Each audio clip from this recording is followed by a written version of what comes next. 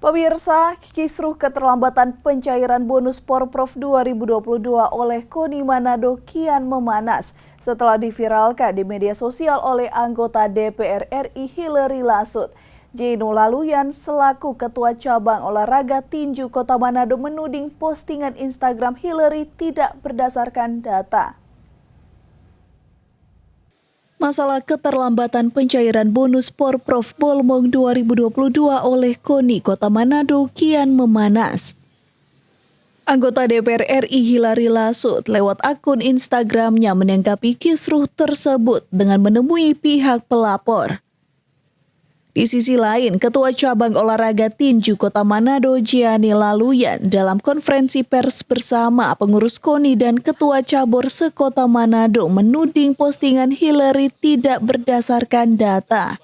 Pada saat mendengar ada isu dan menunjukkan ini ada statement seperti ini, saya anggap itu statement sampah. Kenapa?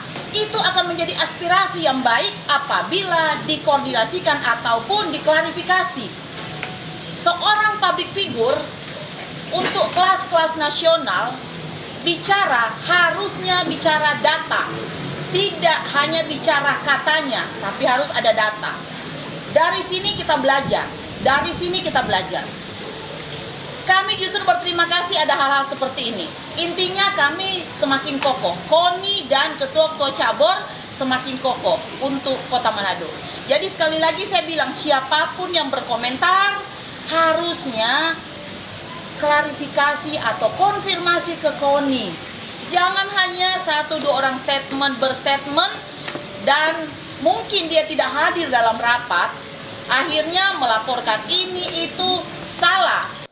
Diketahui pihak KONI Manado sudah mengakui keterlambatan pencairan bonus atlet dan pelatih peraih medali dalam ajang Porprov 2022 disebabkan kendala administrasi. Regina Mangke melaporkan untuk Kawanwa TV.